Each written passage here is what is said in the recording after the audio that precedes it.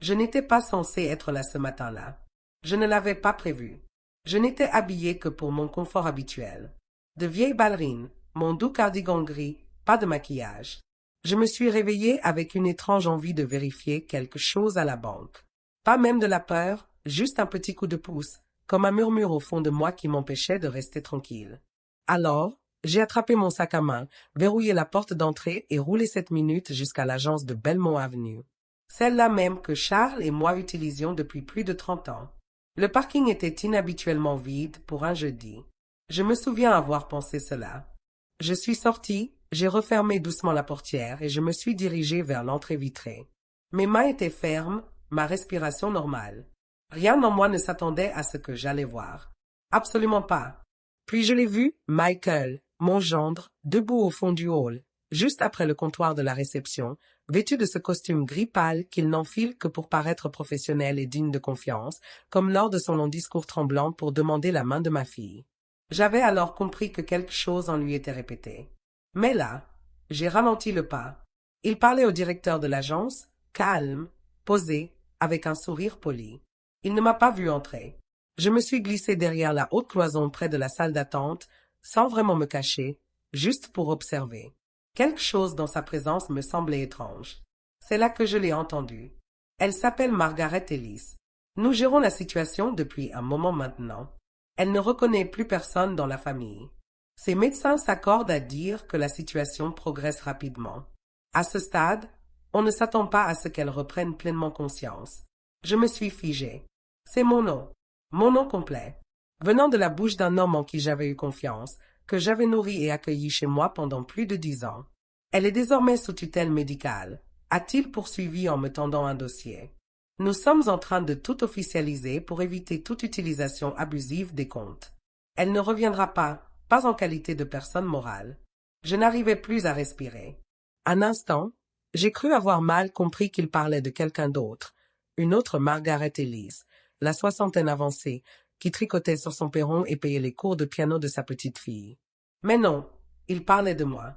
J'ai touché mon poignet, pris son pouls.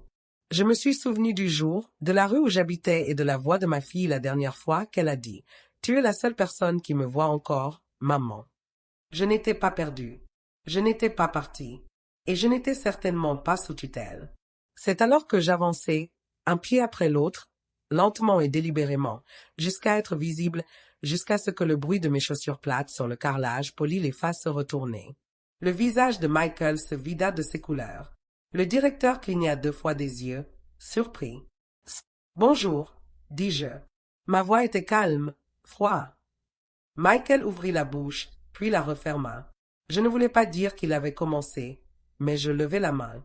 Non, ne gâchons pas vos mensonges si tôt dans la journée. Je regardai la directrice de l'agence. Je suis Margaret Ellis. Ceci est mon compte. Je ne suis pas sous soins médicaux. Je n'ai pas autorisé de tutelle ni de procuration financière, et je reconnais certainement tous les membres de ma famille. Michael balbutia. Ce n'est pas ce que ça semble être. J'inclinai légèrement la tête. Vraiment, parce que j'ai l'impression que vous avez essayé de m'enterrer vivant. Il s'avança vers moi, les mains levées en signe d'apaisement. Margaret, s'il vous plaît. Je reculai. Ne le faites pas. Pas aujourd'hui. Je suis peut-être grand-mère, mais je ne suis pas scénique. Et j'en ai fini de vous laisser parler en mon nom. Le silence était si épais que je le sentais entre mes côtes. Le directeur de l'agence récupéra discrètement le dossier sur le comptoir et me le tendit. « Je crois que ceci vous appartient, madame. » Je le pris sans regarder Michael. Mes mains ne tremblaient pas. Pas encore.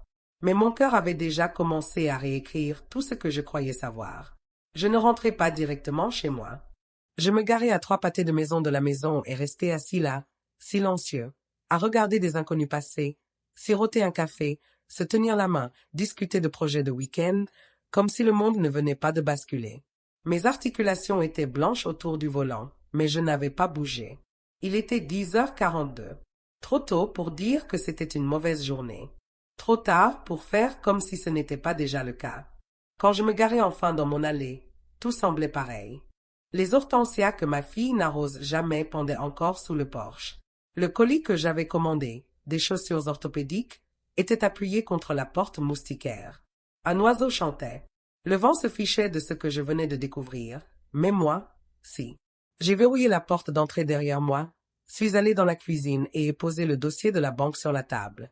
Il était là, comme une arme chargée. À l'intérieur se trouvaient des documents que je n'avais pas signés, des certificats médicaux que je n'avais pas vus, et des déclarations imprimées, tamponnées, notariées, affirmant que j'étais mentalement incapable, que je n'étais plus capable de prendre des décisions, que mes biens nécessitaient une surveillance, que ma fille, avec son mari, serait mes tuteurs légaux jusqu'à nouvel ordre. Quelle élégante façon de dire indéfiniment. J'ai tiré une chaise et me suis assise lentement, les yeux rivés sur les papiers. Ils ne m'avaient pas confrontée, ne m'avaient pas demandé si j'étais perdue, fatiguée ou confuse. Ils avaient décidé, dans des pièces où je n'étais pas invitée, que j'en avais fini. Comme une ampoule qui clignotait une fois de trop. Il était temps de la remplacer. Je me suis servi un verre d'eau et je ne l'ai pas bu. J'ai juste regardé fixement. Je n'ai pas pleuré, mais mes mains se sont mises à trembler légèrement. C'est alors que j'ai entendu sa voiture dans l'allée. Ma fille, Claire, la femme qui, il y a 10 ans, murmurait en sanglotant qu'elle ne pensait pas pouvoir mener un bébé à terme, et je l'ai tenue dans mes bras jusqu'à ce qu'elle s'endorme sur ma poitrine. Cette Claire n'a pas remarqué les documents sur la table au début. « Dis donc, maman, » dit-elle nonchalamment en posant son sac à main sur le comptoir. « Tu es allée où ?» Elle s'est arrêtée au milieu de sa phrase. Ses yeux se posèrent sur le dossier, puis sur moi. Quelque chose changea sur son visage. Une lueur. Pas de culpabilité. Pas encore.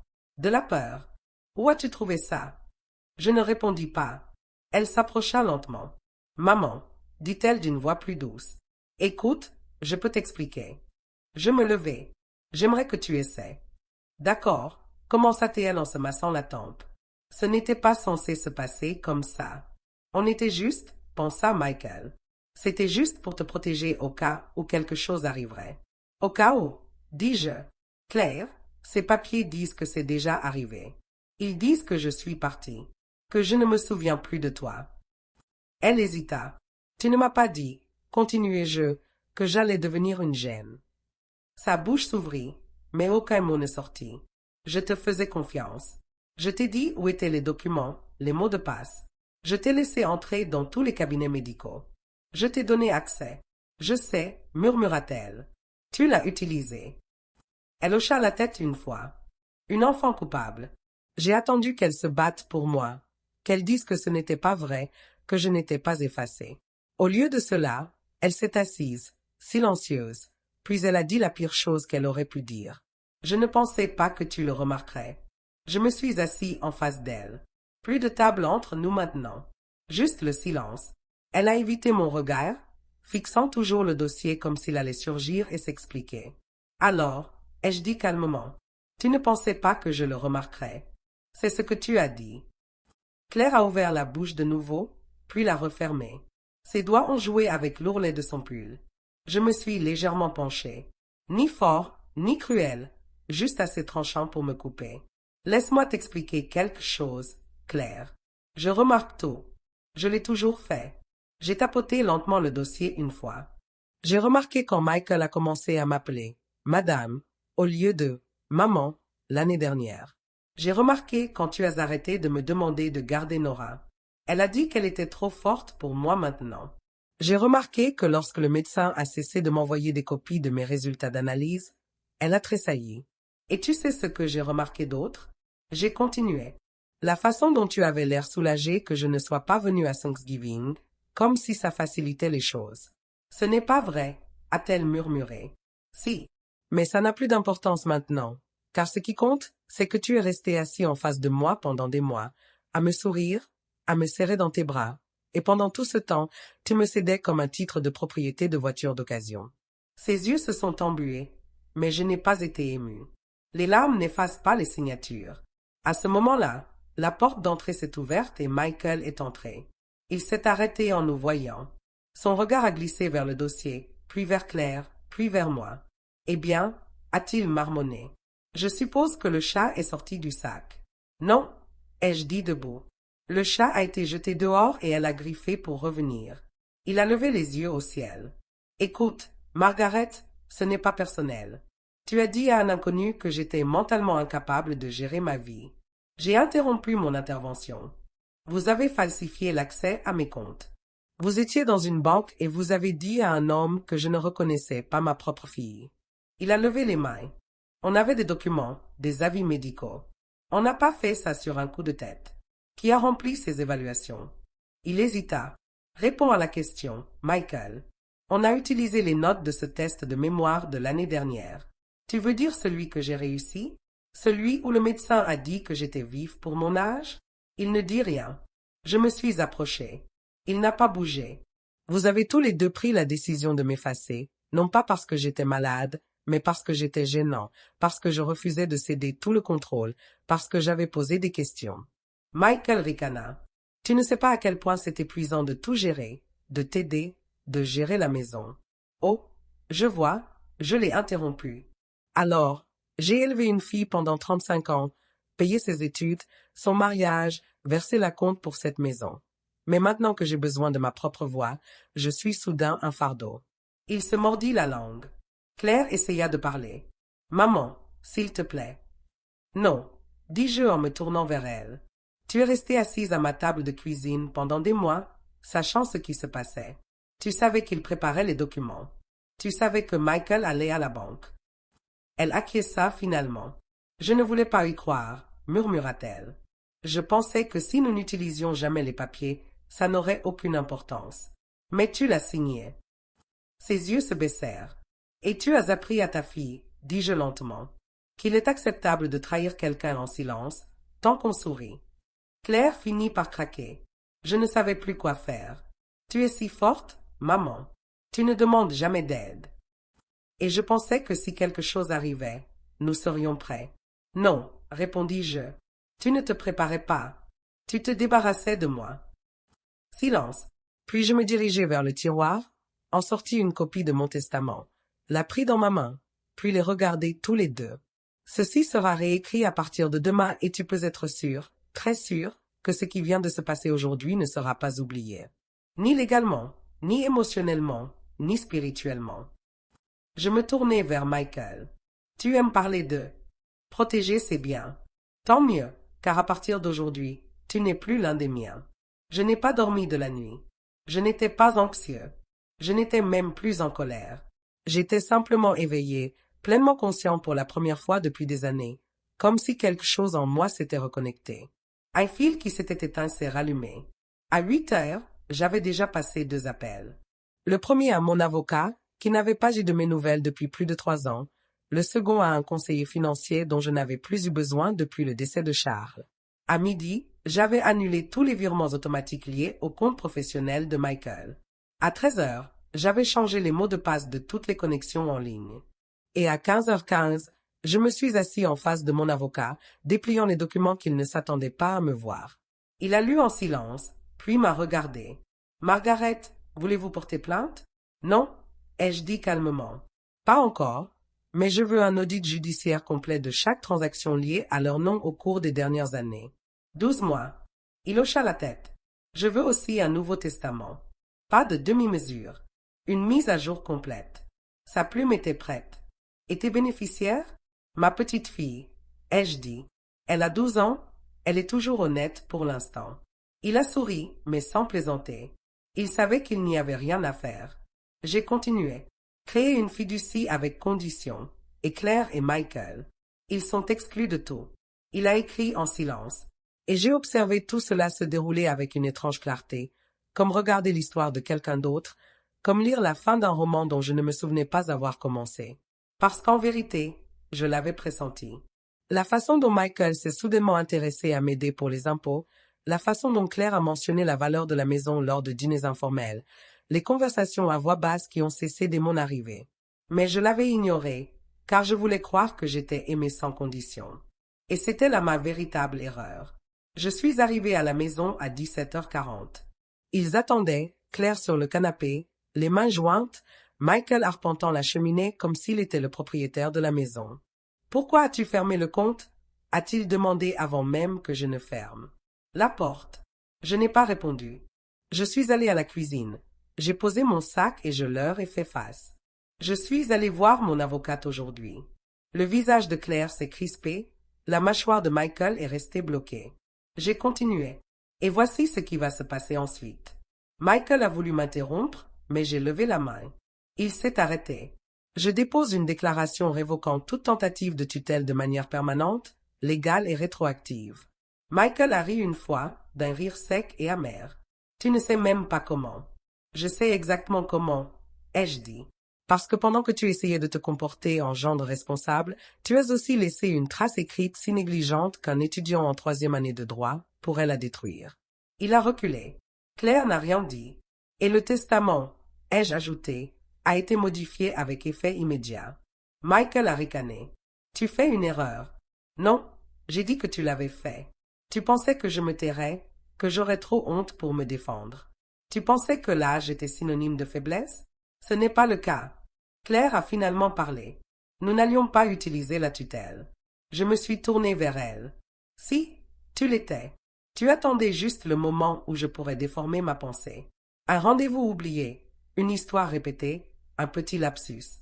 Elle cligna des yeux et ne nia pas. Tu voulais la maison, dis-je, et l'argent. Tu pensais qu'en y allant doucement, je ne le remarquerais pas. Michael croisa les bras. Tu es injuste. Je passai devant lui, ouvris le placard du couloir et sortis un dossier que j'avais préparé des années auparavant. Voici la liste complète de tout ce que ta fille héritera un jour, dis-je en le tendant à Claire. Mais pas toi, et pas de mon vivant. Claire le fixa du regard. Les larmes coulèrent. Cette fois, je l'ai laissé faire, mais je ne me radoucis pas. Je la regardais comme une femme, pas comme mon enfant. On ne perd pas son héritage comme ça, Claire. On perd la confiance. On perd ce qui faisait de cette maison un foyer, murmura Michael. Tu vas le regretter. Je me retournai une dernière fois. Non, je regrette de ne pas l'avoir vu plus tôt. Quand ils rentrèrent, j'attendais. Pas seulement éveillé, j'attendais. Je m'assis dans le même fauteuil que j'utilisais toujours près de la cheminée. Celui qu'ils commencèrent peu à peu à appeler « ton petit coin ». Comme si ma présence dans ma propre maison s'était réduite à un meuble. Claire entra la première, un sac à emporter à la main. Michael suivait en parlant d'une réunion à venir. Il s'arrêta au milieu d'une phrase en me voyant. Claire suivit son regard et se figea. « Qu'est-ce que tu fais debout ?» demanda-t-elle prudemment. Je désignai la table. Le dossier était de retour. À côté, une lettre imprimée. L'entête de mon avocat était bien marquée dessus. Michael laissa tomber ses clés sur le comptoir. « Qu'est-ce que c'est ?» Je ne répondis pas tout de suite. Au lieu de cela, je me levai et regardai le salon. Mon salon pour ce qui, je le réalisais, pourrait être la dernière fois qu'ils y étaient. Tu as emménagé dans cette maison il y a 3 ans. Commençai-je après que Michael eut perdu son premier emploi. Tu as dit que ce serait temporaire. Claire ouvrit la bouche, mais je levai la main. Tu as dit que tu avais besoin d'aide pour t'adapter. J'acquiesçai, car c'est ce que font les mères. Michael ricana. On recommence? Non, j'ai dit. Cette fois, on termine. Je me suis approché de la table et j'ai tapoté la lettre. C'est un avis d'expulsion officiel de 30 jours de mon avocat. Vous serez tous les deux dehors d'ici la fin du mois prochain. La voix de Claire s'est brisée. Maman, tu nous mets dehors? Non, ai-je répondu. Vous vous êtes retiré dès l'instant où vous êtes entré dans une banque et avez dit à quelqu'un que j'étais mentalement évanoui. Je ne fais que le confirmer. Michael a haussé le ton. On vous soutenait. Vous viviez ici en retrait. J'ai craqué. J'ai payé les charges, les courses, les impôts, et je me suis tue chaque fois que vous avez évoqué des projets d'avenir qui, d'une manière ou d'une autre, impliquaient toujours ma maison. Claire s'est avancée. On ne voulait pas que les choses aillent aussi loin. Si, ai-je interrompu. Tu pensais juste que je ne remarquerais pas ou que je dirais non. Elle a cligné des yeux. Mais où sommes-nous censés aller? Je l'ai regardé droit dans les yeux. Un endroit qui apprend à respecter un toit qui n'est pas le sien. Michael a croisé les bras. Tu punis ta fille à cause de moi? J'ai souri, sans ménagement. Non, je vous tiens tous les deux responsables. Elle t'a épousé. Elle a menti avec toi. Elle est restée silencieuse avec toi. Les mains de Claire tremblaient. Et Nora, où est-elle censée dormir? J'ai marqué une pause, puis je me suis dirigé vers la table basse et j'ai pris un petit dossier. Ceci est un trust, ai-je dit, créé aujourd'hui au nom de Nora. C'est modeste mais réel, et c'est distinct. Elle a 12 ans et n'est pas responsable de tes décisions. Je l'ai tendu à Claire, mais elle en tirera des leçons pour le meilleur et pour le pire. Le visage de Michael s'est déformé. Tu penses que ça fait de toi une sorte d'héroïne? Non, ai-je répondu. Ça fait de moi une femme qui a arrêté de s'excuser d'avoir des limites. Il s'est tourné vers Claire. Dis quelque chose. Elle n'en a rien dit. Elle est restée là, serrant le dossier. Tu sais ce qui fait le plus mal? J'ai dit, non pas que tu aies menti. Non pas que tu aies signé des papiers dans mon dos. Mais tu m'as fait me sentir petite chez moi, comme si je devais être reconnaissante de ne pas avoir été complètement effacée. Claire a levé les yeux emplis de quelque chose qui ressemblait finalement à du remords. J'ai perdu la vue, a-t-elle dit doucement. On a eu peur. On se noyait, et il semblait plus facile de se préparer à ton absence que d'affronter nos échecs. J'ai hoché la tête. C'est la première chose honnête que tu aies dite depuis des mois. Un silence s'est installé entre nous. Puis j'ai repris la parole doucement. Cette maison, c'était un foyer. Ces derniers temps, elle ressemblait à une salle d'attente pour ma propre disparition. Michael a changé de position. Claire a fait un pas en avant. On peut arranger ça? Je l'ai regardé un long moment, puis j'ai répondu. Pas ici. Ils ont déménagé 27 jours plus tard. Pas de scène, pas de cris, juste des cartons, un camion de déménagement et un au revoir silencieux. Nora m'a serré dans ses bras plus longtemps que d'habitude. Je lui ai dit qu'elle pouvait venir me voir quand elle le voulait. Claire s'attarda sur le porche, son sac à main serré comme un bouclier. « Je n'attends pas de pardon, dit-elle. Mais je vais regagner ta confiance, ajouta-t-elle. J'inclinai la tête. Alors je laisserai la lumière du porche allumée. Elle sourit, faible, fatiguée, mais sincère. Ce soir-là, j'ouvris les fenêtres. La maison était silencieuse. Pour la première fois depuis des années, le silence ne me donnait pas l'impression d'être un rasoir. Il me semblait paisible. Je fis du thé, m'assis dans mon fauteuil et écrivis un mot. Ne laisse personne parler pour toi s'il ne se bat pas pour toi. Je le pliai et le glissai sous la couverture de mon journal. Une leçon au cas où Nora la trouverait un jour. Et si elle me demande qui m'a appris ça, je le lui dirai. Ma fille l'a fait à la dure.